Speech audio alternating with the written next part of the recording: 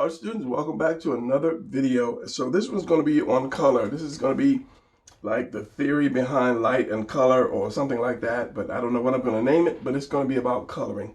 Now, anybody can color, but when you want to take that next step up to become a better colorist or artist, then there are things you have to look at to see why and what and the whole 9 yards. So forgive my voice, I just drank some water and I just jumped up. Which I do when I have ideas. They just hit me first thing in the morning and I jump up and then I throw them out. So what we're going to do is we're going to look at coloring, light and coloring. So these are the materials we have. So before we get started, let me move these out the way and then we'll come back to these. So the first thing, I need you over here, is you look at your shape, whatever shape you have. Everything takes on different lighting depending on the shape. I'm trying to get my words out first thing in the morning. So if you're doing comics, which is basically what this channel is more about or geared to, doing comics, drawing better, the figure, perspective, the whole 9 yards. When you look at your particular shape, light hits it differently. And since the body is mostly an oval or cylinder, light is going to hit that differently. Can you see that? Or is it just me just blurred out here? No, it's you, camera. So we have this. Let's just do this in black ink. Here's your cylinder. And as I said, the body is mostly cylinders, ovals, cylinders. We have that. We have, let's just put a square. And a triangle is basically the same thing as a square, just chipped differently. And just for the heck of it, let's put a circle there. So the first thing you have to look at is what shapes are you working with. Then you have to look at where your light is coming from. Now, a lot of us just color, just to color. We don't think about where the light is coming from, how much light is there, how much curve or whatever shape is to the object that we're drawing. So let's just say the light is coming down here. So you know where the light is pointing from, wherever the light is heading from. If this is your sun right here, or this is your overhead light or your stop light or whatever light, you know the light is coming down here. Then let's just say here, the circle. Everything has those radiating lines from a point, perspective, all of that stuff. So you figure this is my light, and it's going to be more, you know it's going to be more brighter here and more darker here. And since that's round, it's going to be somewhat like that. Now, we're not going to get on the circle too much. We're getting on the cylinder. So same thing here. If my light was coming here,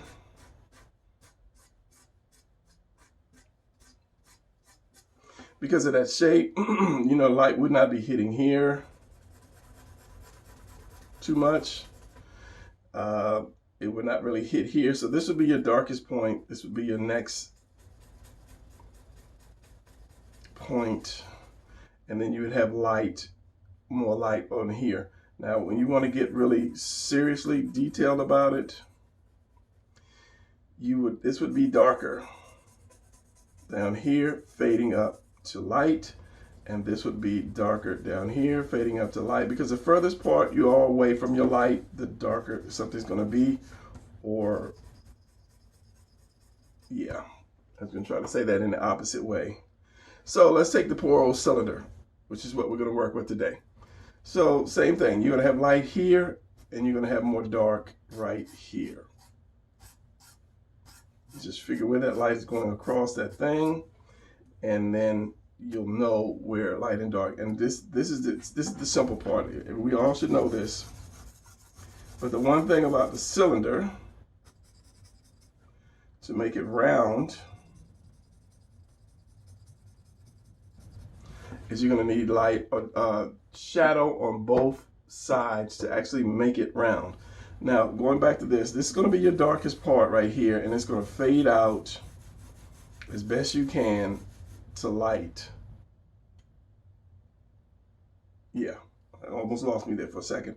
So to make a cylinder round, or to make anything round, you're going to have to need to use a little on both sides, a little darkness on both sides.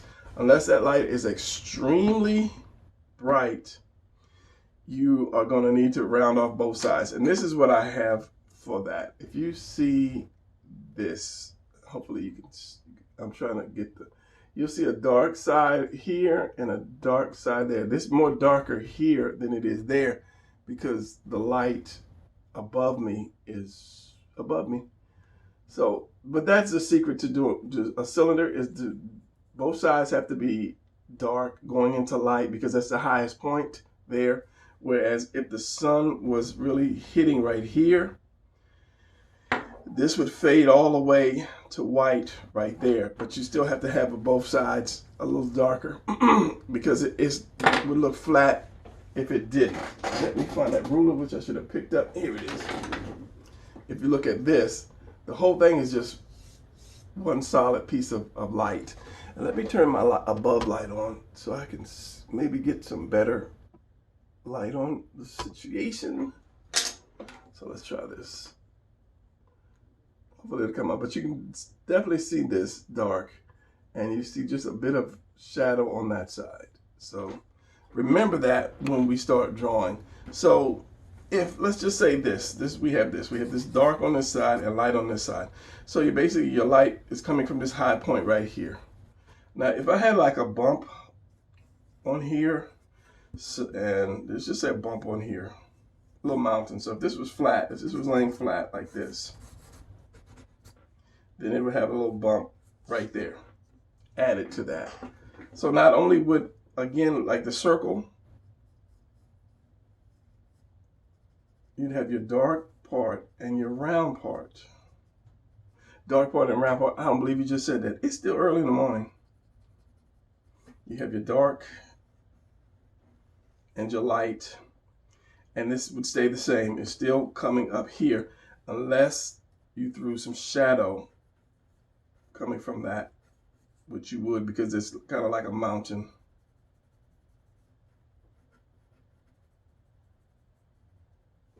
But you still have to have your division from this to your shadow. So this would be your darkest part right here,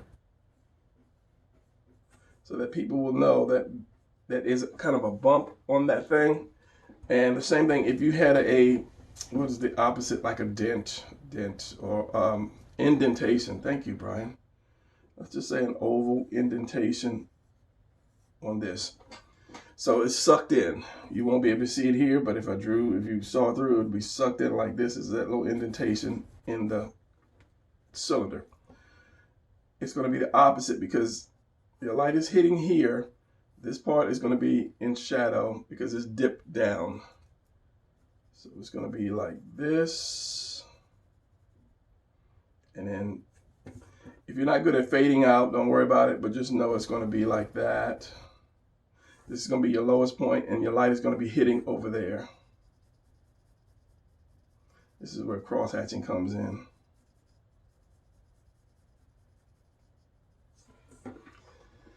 Now, if you're doing some kind of indentation, you're going to have one. You have to have the sharp line right there.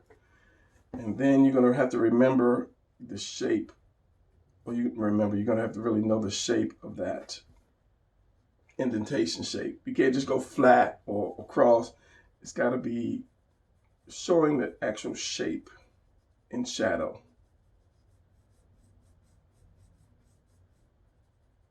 And maybe darkest right here, and then fade out in there, because the light is going to hit this other side and kind of swoop down and then come out. So just a couple things to remember when you're doing that, because the body has, and let me draw an arm real quick. The body has a lot of different dips, mountains and dips to it. So this is your cylinder arm here, your oval or circle delt. But once you start doing muscles, then you have this going in and out, this going in and out, this part going in and out, this. So you're going to have all these mountains and valleys. So when you're starting to color, you're going to have to know how to go over and under all these things. So this is why I had this. So this is your body right here. This is an old drawing. I just took it and copied it.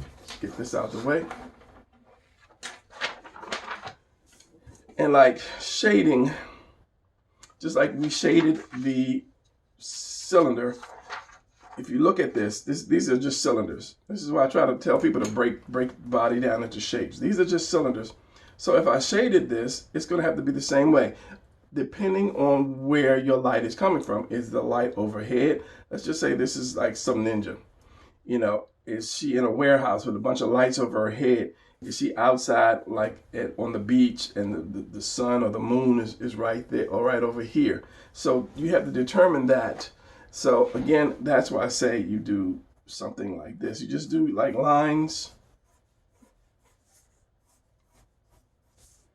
And that will help you determine where your light is hitting. If you do lines like that in your drawing, just really, really light lines. And that will, as I say, it will determine where the light is hitting on this person or your drawing. And that helps you a lot. So like just say this leg. So you know the light is hitting right here. And it's going to be dark over here. Same thing. It's going to be hitting down here and darker over there. Now, shadows, okay, so if the light is not, the light is definitely, let's say it's definitely behind her. If this is the sun or the moon or something, the light is not going to be right here at her side. Just, you know, somebody set up a little lamp right here and it's just, you know, right on her. So then you know that this arm is going across the body, so you're going to have some shadow under the arm. And these are the little things that you think about when you do. And I'm going to color these because this is about color and shadow. Color and light. There could be a shadow going across this leg somewhere. I mean, if you get deep, that depends on how much light is throwing out. Just say, well, actually, this leg would be back. This leg is forward, so it would not be any shadow on here. But then a shadow from this arm. You might have some arm shadow here that might be fade out. This one breast could be shadowing this. You get shadow there. You get shadow from the face. So that's the thing you have to look at. This, again, this is over here. So say here. And then maybe you're getting shadow from here. But if the light is coming here, this is going to be lit. And this is going to be dark. So by drawing those lines, this is probably going to be dark too. By drawing those lines, you can figure out a lot of where shadow should fall. Makes it a little easier. All right, let me erase this and we'll get to coloring because I do coloring a different way. Maybe not. But I'm going to do one with color pencil and then one with markers. Because I said I was going to do a video on the difference between coloring with markers and coloring with color pencil. But this is not going to be the video. This is just a kind of a, I don't even want to say preview, just a light and shadow, light and color tutorial. And some shadow and light. You can't have light without shadow.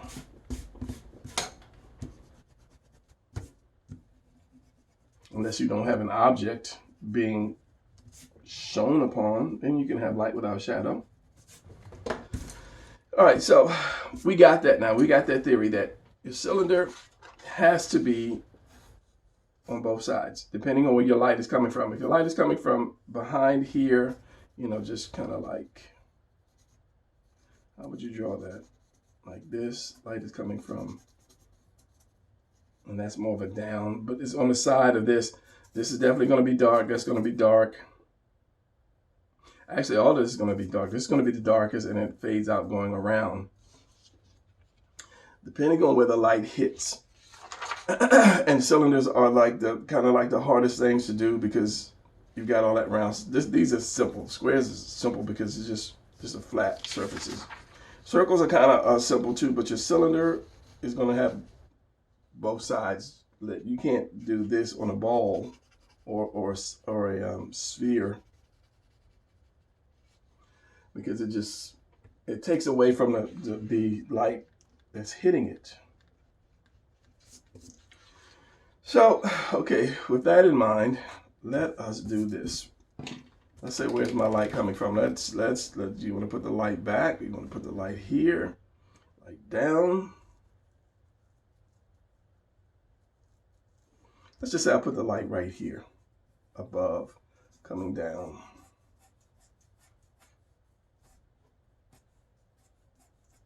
Now I'm not going to draw the lines all the way through it. I'm just going to guesstimate. Now, when I color, and hopefully YouTube won't monetize me saying, oh, he's drawing naked women. This would be my thumbnail. Get that out of the way.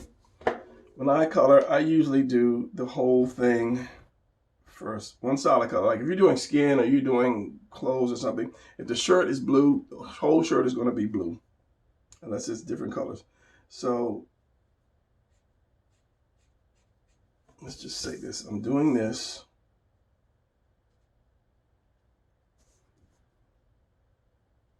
Whole thing. I like to get it fast because it won't dry up and then you won't have those marks, separation marks. And this is one reason why I like Touch Twin, because they don't really do that to you. I'll say that, and then you're going to see all these separation marks from where it dried up, and I connected the wet to the dry. So I'm doing a quick color. This is not, something that's going to go in the art gallery.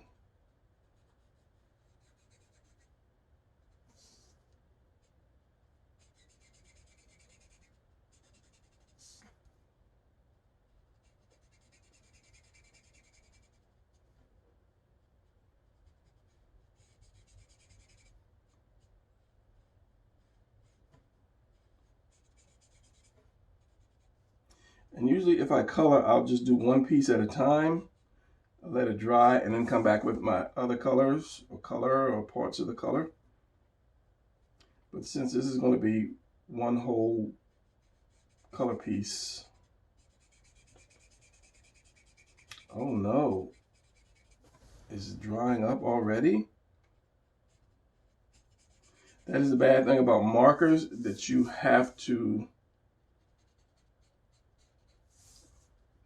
either have to buy new ones when they dry up, or you have to buy refills.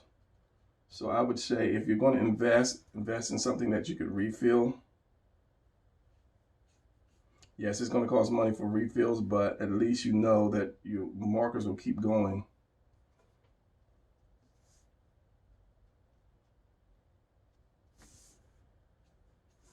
All right, so there is my one color. I'm going to let that dry a little bit, and I'm going to tell you about these lines. Anytime you have a line in a cylinder, and this helps with perspective. Anytime you have your line in your cylinder, say this is your bicep and tricep, and this is your forearm. You put them together. You're going to have those lines that go around, because showing that it's a round cylinder. Same way I did this one. So at some point when you bend that, your lines are going to go the opposite direction, which is just what this did. If you look at this leg, somewhere there's going to be a middle piece, and it's going to come right at you, and it's going to go in the opposite direction. If you can remember that when you draw, you will always have a rounder figure, because I've seen a lot of people that have flat figures because they're not seeing it in that round three-dimensional form. And it also helps with if your arm is going backwards, or if it's coming forward. Like, I don't have an example, so let me just draw it. New piece of paper. While it's dry. I mean, this is probably pretty much dry, but I was trying to wait for maybe these two shades to blend. So if you are doing an arm, and the arm is bent like that, which a lot of people will just do the flat. That's the flat drawing. Start thinking about rounding it off. I mean, you can even do this in your drawing, rounding your arm off. So like if this is my wrist and this is coming to me, so like if this guy had a gun here, and I can see the front of the gun. Here's the hole, that's the front of the gun. So that means it's going to be kind of pointed toward me. So you're going to have these circles that show that this cylinder, 1, is round, and 2 is coming at me because I can see the opening of the cylinder. So the same way you can see the opening of the cylinder is going to be the same way this arm, part of the arm, is coming at you. So now at this piece, you're not going to do this. It's going to go the other way, and that depends on your eye level. If your eye level is, and that's hard because you need something really, really, really tall to do the whole eye level thing. No, actually that would come that way because it's going down. If I bent it more, because your elbow is going to be right here, so that's going to be open part of that cylinder. If I bent it more, it's going to go the other way. So let me explain the whole thing again, because it's getting messed up. If I had this long pole in the ground, I'm standing right here. Here I am. Or that could be you if you're mad at me. You say, why is it always you? It could be you. And my eye level is right here. These stripes in that pole are going to be straight like this because I'm looking straight at one of these things. Now, as it goes up, as this pole starts to go up, these stripes are going to start to curve up. And the same way as this pole goes down, these stripes are going to start curving down. So it depends on your eye line. So this is going to be here, this is going to be here, and it's going to start curving down. This is going to be just a little bit more, depending on how high this pole goes. And that's the same thing with the body, depending on where the eye line is. So if I drew what?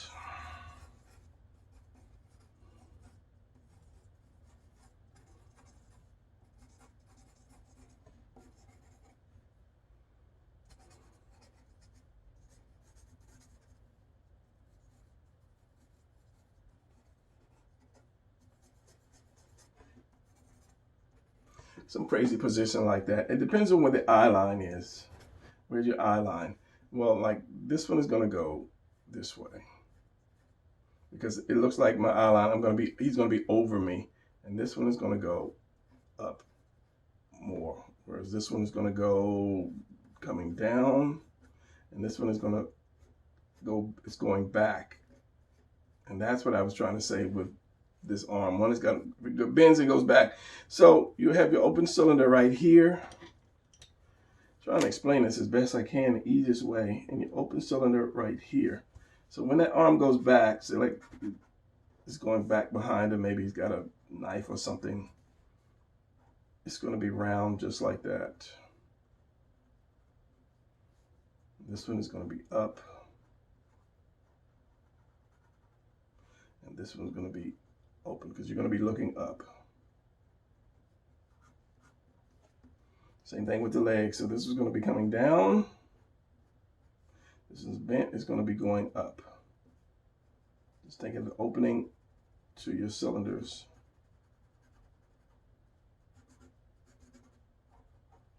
And that's what I'm saying. If you draw and keep this in mind, if you're drawing your figure and you keep this in mind,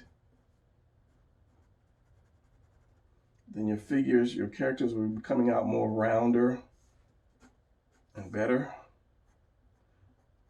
And you can do that really, really light. And then, you erase and then just add the rest, connect the rest to your body. All right, so let's get back to the actual picture. So my light is coming this way. And remember, I have the cylinder. And the cylinder has to be dark on kind of both sides. You have to have that shadow on both sides to make it look rounder. So let's just start with this one. And what I'll do is I will use the same color again and again and again until I get the desired effect. Now, some markers don't really do as good as these touch twins. Like I was using my Copics. I was using these Copic COs on this picture right here, which I'm working on. It'll probably go up before this one. I'm not sure, but it took me a while to get that shade for that skin because I kept going over and over and over. And as you see, it's not finished yet. Because I have ideas. I start one thing and I have an idea and I'll jump on something else and I have an idea in the middle of this and I'll jump on something else. I have a I have a Robin and a Hush picture that I've been working on for about 4 months now that I haven't finished yet because other ideas. That's just me. I'm full of ideas. So anyway, back to this. So this is going to be darker here. So what I'm going to do is going to do this, and this is probably going to be more of a kind of a cell shade kind of thing. And then I'll just maybe a light one right here. I'm not going to do it a third time. So same thing here. I'm going to go down here. And what I will do is I will make it, let me do it again. I will bring that line as high as I want that my lightest part of my shadow to be, if that makes sense. My voice is cracking, and just a little bit here, if that makes sense. So let me explain that. Let me get these guys out the way. I don't need you anymore. So here is my cylinder. Here's my cylinder. So my light is going to come down. So I'm going to have this part dark right here, of course. A little shadow up here to show the roundness. Now, my shadow starts right here. Let's just say my shadow is coming around and it starts right here. It starts to fade right here. This is the lightest part of my shadow. So if you were doing comics, it would be more your feathering, okay? So it starts right here. So what I'm going to do, if I'm shading, I will do this. I will do one whole color the same way I did the female. Well, I've got my whole color. Let's just say. So then I'll have my shadow start right at the lightest point. Then I'll come back and then I will go to the darkest point, but I won't come up to the lightest point. And I'll go back again. I won't come up to, so it's basically I'm doing levels. So let's see if I can do this. I'm doing levels. So here's my darkest, this is my whole color right here. So I'll come back again with another shade, but I'll stop right here. Then I'll come back, oh, show another coating. And then I'll come back with another coating and I'll stop right here. So this is going to be the darkest, lighter, lighter, lightest, and this is going to be the rest of whatever, the natural color. So then at this point right here, which is my darkest, then I will switch colors and put it just right here to give it that hard shadow. And this is what I'm trying to do here. This is what I'm going to show you. So with this big leg, so like this is going to be my shadow. This is, let's just say this is as high as my shadow is going to come. And to make it round, of course, I'm going to do that. Shadow on both sides. Shadow here and shadow there. This is the highest point of my shadow. It's like this. I'm forgetting the light is coming down. So this is going to be light. This is going to be dark. Light, dark. So the same thing, if you have a coming up, where's that thing that where's that point that I showed you here? This is flat, but this light is hitting it. It's going to be lighter here and darker here. And it's going to fade up into a light. And that's going to be the same thing if you have a, stop rolling, this is a pet peeve when my pins start rolling around. If you have something, a cylinder that's going up like this, and here's your light coming down. Same thing, it's going to be lit more here, darker more here, but it's also going to be darker here. This is when you start getting real coloring. It's still going to be darker here and lit here. It's not going to be as much lit as that. It's going to be darker than this down here. And it's going to be darker here because your light is going to be the lightest here. You're still going to have that side light, but it's also going to be dark here to fade up. keeping that darkness here and here. And it's going to fade up. That's when you really, really, really get into deep coloring.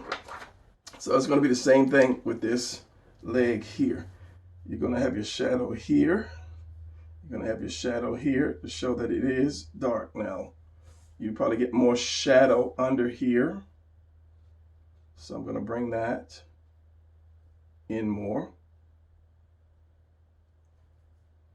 Shadow under that knee because that knee bulges out. And let's just say this is the most shadow that I'm going to put. This is as far as my shadow is going to go. And shadow here. Make it round first by putting your shadow. I'm going to bring my shadow out. This is as far as the shadow goes. And this one here. That gives it that round look because you're shadowing on both sides. Then right here where it dips in. And right here where it dips in at too. So it's always good to know where your stuff dips in. Of course, it's going to be here and then here. So I'll get my basic shadow, light and dark, where I'm going, even around like here. This is where YouTube is going to demonetize me right there. Under the chin, of course, you got to get your round again. It's got to be round. Light is hitting really hard right there, so I'm not going to mess with that. Light is hitting hard on top of the head. So I'm going to get, one side is going to be more thicker shadow than the other side. So since the head is here and the light is coming here, I'm going to give just a little bit of shadow there. So I'm looking at the roundness of this whole thing first. Then I'm seeing where the light is coming down, and then I'm adding the shadow to it. So let's just say this shoulder is closer than this shoulder. Of course, it's going to be lighter than that shoulder, so it's going to get just a little more shadow on it. As I say, that's when you start getting crazy good with doing your shadows. So let's start with the face again. So this is the highest that my shadow is going to come out. But if you had your nose and your eyes and all that, that's more of this stuff, indentation and, you know, bulging out that you would have to do shadow on. But since I don't have one, let's do this. Let's just go back again. A little darker. Now, I did not go all the way to this point. Like with this, I'll say like about right here.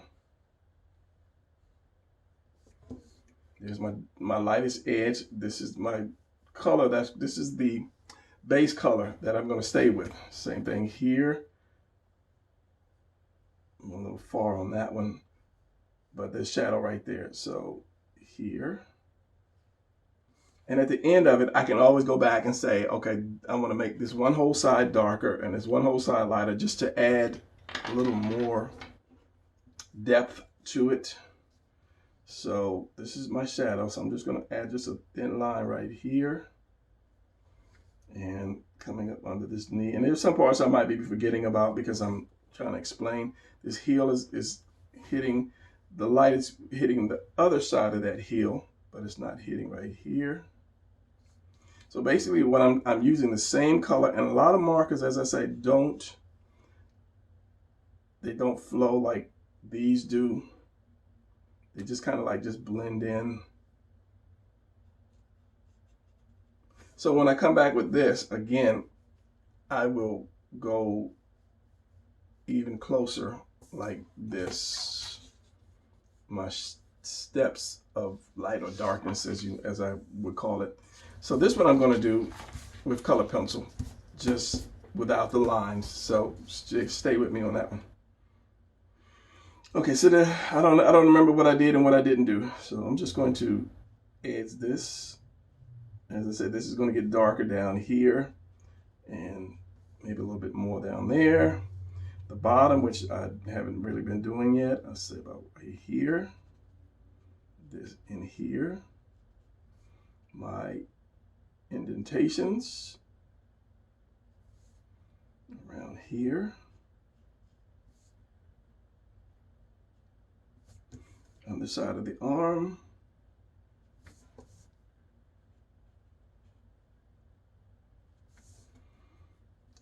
On the side of this arm. So because I put my first, it might come through. I put my first I put my base coat, okay, that. Then I put my first dark here and here. I really don't have to touch this one. If the light is coming from here, I mostly concentrate on the back one and then just build that one up. Because you will already have your light source like right here, this light source right here, which tells you it's round. You know, I don't really have to touch this one too much. I just work on this one, and I already have my base coat, which tells me it's round. So, pet peeve, I'm telling you, when I see these things started rolling. So then I'll come down even more here. So you have one right here, one right there, and one line right there to give it that, what is it? Is it gradation or not degradation? Yeah, it gives it that roundness look. So let's do this again. Let's do this down here and here, here, and here. Now I don't want to take too long with this, so I'm just going to go ahead and do this because I'm going to add my actual shadow color. This one I'm just building up as much as I can with one. And let's make, since this is the light is going to be more here, start here and go down. Again, smaller line here, smaller line there, and here, here. Of course, in the ear, here, here, here, and that's going to be shadow under there. Now that I've got the, did I even do a second line on this arm here? I don't know. I think I did, but just in case, just in case. So now I got my basic shadow curves going. So then I'll look at where these lines are going. So this is a dip right here, and it curves around right here. So because this is kind of like a circle, I'm going to shadow here. Of course, I'm going to shadow under here. And I'm looking at like the shadow for maybe the arm has a shadow there. But what I'll do is I'll use my shadow color.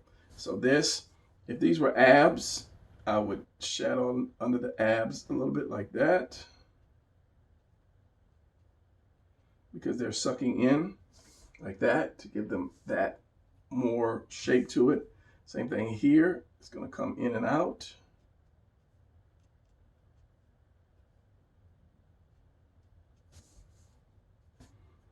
So then I will go back. Was this, were you supposed to, I think I'm supposed to use this yellow, and this was going to be the darker. Oh well, so let's go a darker pen. So if this was like a number 5, you know, they all have numbers on it. It's like a 104. I would get a 105, but I think they skip a number, so I have to get like a 106. And that would be the actual shadow, not the shape. Let's see if I got a 106 in here somewhere. Something that's not going to be too revealing. Nope. All right, so let's just get the next darker step to that. All right, let's do that one. So now that I've got my roundness, I'm going to add my actual shadow, or the icing on the cake. So, and I'm not going to go past that line. So you see this, where is it, pencil?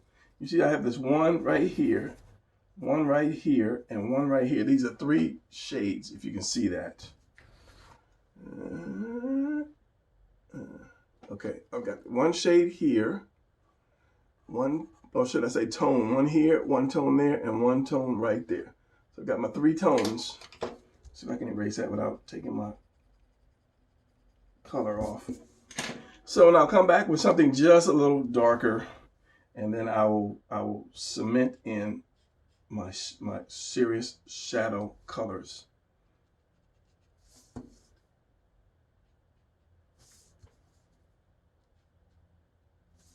Now, naturally, I would not use this. I wouldn't go this dark right off the bat.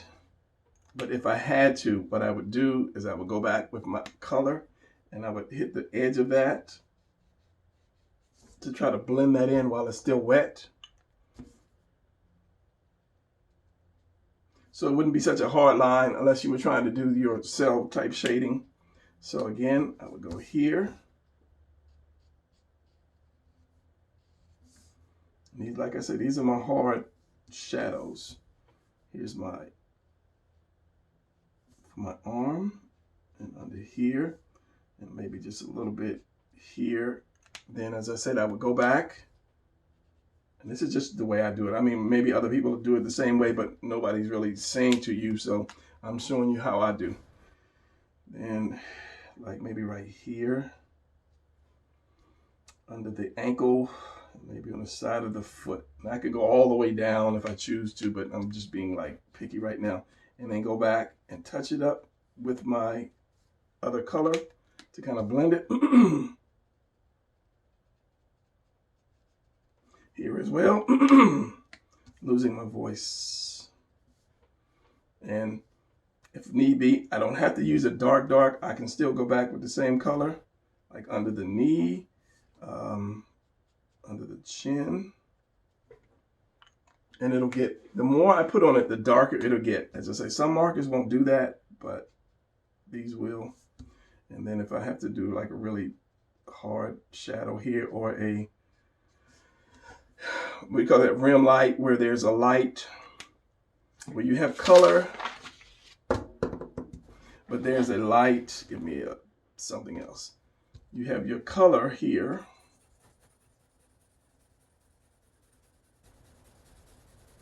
You have all this is colored. But then there's a color bouncing off of something, and it just kind of like in between those two colors. Or if the light is like right behind here, there's a light bulb behind here, and you have that shine, then you take that off. And it's kind of like called a rim light, I believe it's called. And you have that just pure light kind of right there. And that works with metal. When you do like metal, like if I'm doing like a female cyclops, not colossus, that shine or that dark shadow with that light on the end of it, it helps to give it more roundness. So with this side, I would just go back and just use the same color to give it that round look. But we're doing shadow now, so let's just do this. So a little shadow here. As I said, I would have gone this dark, but since I couldn't find the color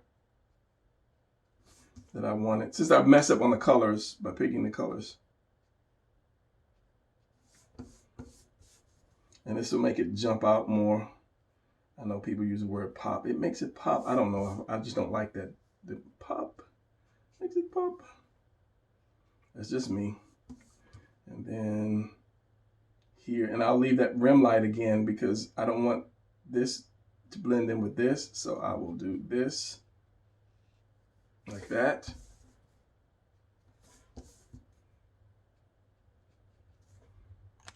Then go back. Try to blend it in a little bit more so it won't stick out, or it won't just show so much. Same thing under here. And this would be my solid shadow colors that I would use, like under here, not a blending color, you know, wherever I know I've got dark black shadows. This is what I would go for. My final color would be. And then if I need to go back again, same thing again. I'll go back again, but I'll just make it less. I won't bring the line so high. Just kind of touch it, and I'll just keep working with it until I'm satisfied. I don't want to just kill it. So, because you're talking about, you know, the hard shadow at that point.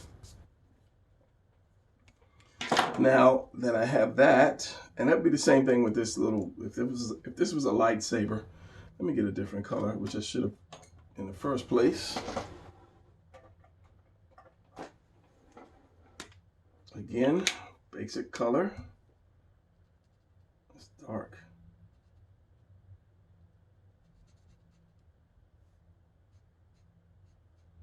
And I could have left some light, but I'm going to do something else. So basic color. And let me get something real quick. All right, so again, I'll go darker here, darker on my edges. and I'll keep going. You know, I'll let it dry and I'll keep going. And then if I need it, like just say this wasn't light enough for me, I would get a color pencil, one that I know that really works, and then just add some light to the areas.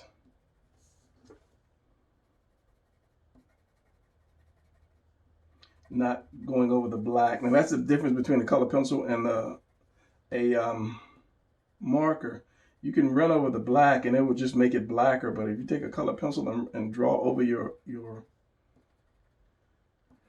black lines, it fades them out.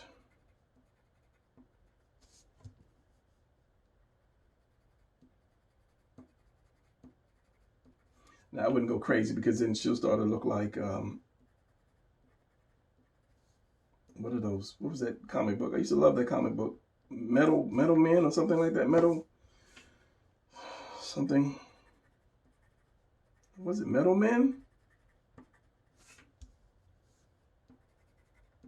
Anyway, when they had copper and mercury and steel, and I used to like that. The whole premise of that.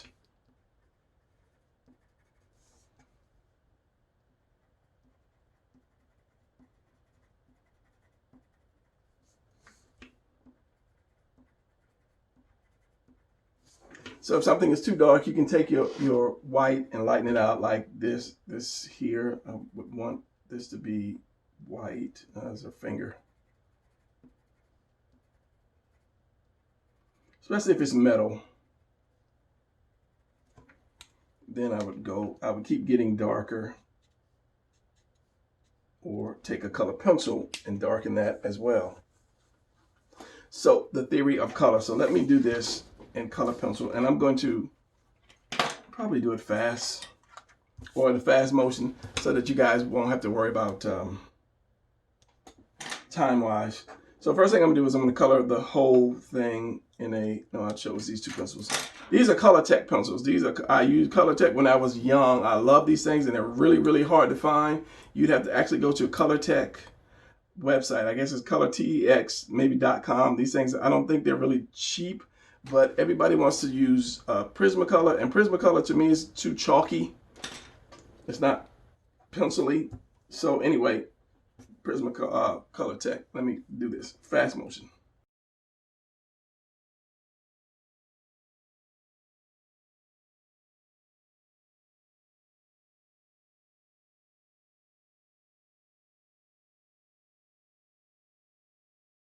All right, so I have my base color down, and I'll go over it again. As I said, I will go over it again, remembering where my shadow is with my color pencil. So fast motion again.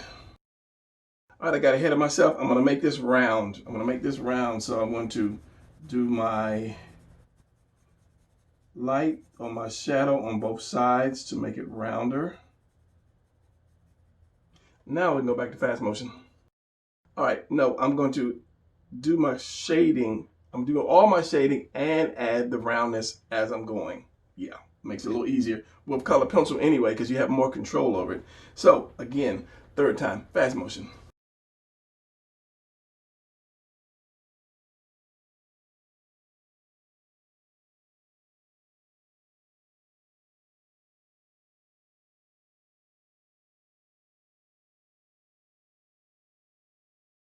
All right, so what I would do with the same color is I would just get it as dark as I can with this one pencil, trying to blend it in so it will not have lines that are sticking out. Shall we say? I'm trying to make it seamless as much as I can, because it's a lot easier with a color pencil than it is with a marker, because you can vary your pressure on it. So as I said, I'll get as dark as I can go with that one particular pencil. Then I will switch to a darker blue, and then I will do the same thing. I'll get a little more shadow where I need more shadow. And this is the one thing I like about Colortech, is that they, what's the word I'm looking for? They will allow you to kind of add more color to it and add more color to it and add more color to it. Whereas Prismacolor, it kind of like, it's like crayon or chalk. After a certain point, you cannot put any more on top of it. And that's one thing that I really didn't like about Prismacolor, because, you know, they just made the big name for themselves. Oh, Prismacolor, Prismacolor. And then everybody jumped on that wagon, and then, you know, they were riding that wagon and just didn't know that there were other stuff out there. I guess Prismacolor will never give me any sponsorship. But yeah, this is me, because I used these when I was back in the late 70s is when I discovered these things. And then they just kind of like faded into obscurity. I don't think too many people know about color tech, and it was hard for me to find them, because I had my color pencils since I was young. I'm talking about like junior high, and you know, they were all short, but I still, you know, they had the end of it on it, you know, maybe about this much, that big. And I was like, I found them at one point, and I was like, what is this pencil called? And I remembered, you know, color tech. So I looked it up on, you know, a lot of these sites that sell pencils and art supplies. And I think maybe only one person had it, so I ended up going to the website, and I'm shocked they had a website, and got them off there. But I mean, if you're the Prismacolor fan, then you know you're not going to change, because people don't change too much. So this is a quick, you know, and then I'm going to go after that and add my actual shadow, which should be gray, but I'm going to use the black, because you can vary the pressure. So there I have my round figure. So now if I know where my hard shadows are, I come back in with my shadow color. And it's been a minute since I colored with color pencil. And I do mean a minute.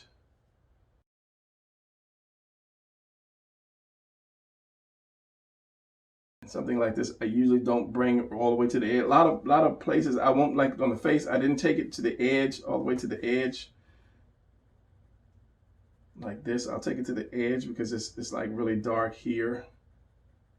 But some places I like to use that, leave that like that rim light, like the face, you know, the arm, because the light would be coming from up under here too, and it would cause some kind of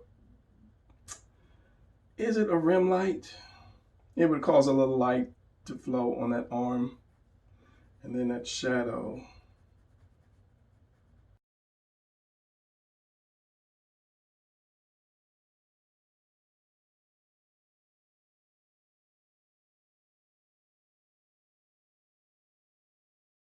All right, anyway, so yeah, that's gonna be it. I just had to throw something in her hand. She's not a Jedi, but everybody's gonna see the thing and like, oh, he's drawing a blue Jedi. So no, it's not. Whatever that blue lady is, they're gonna think she's naked. So back to what I was saying.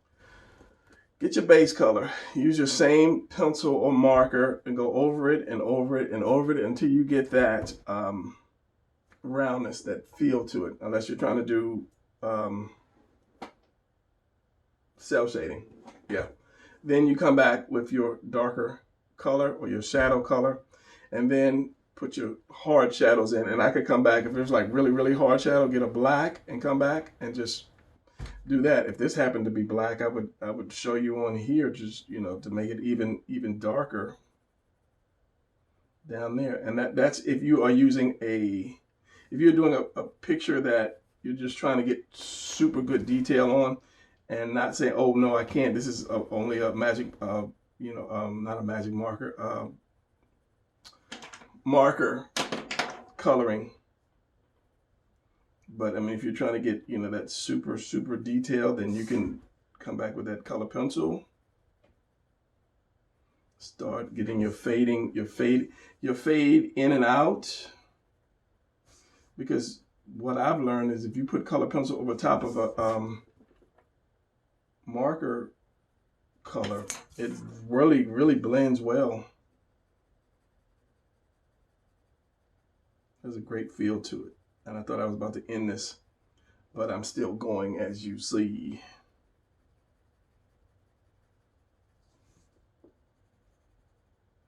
So yeah, that's going to be it. I don't know if you can tell the fading in of that bottom leg, of that inner thigh right there, but I mean, it really fades in, so you don't have that hard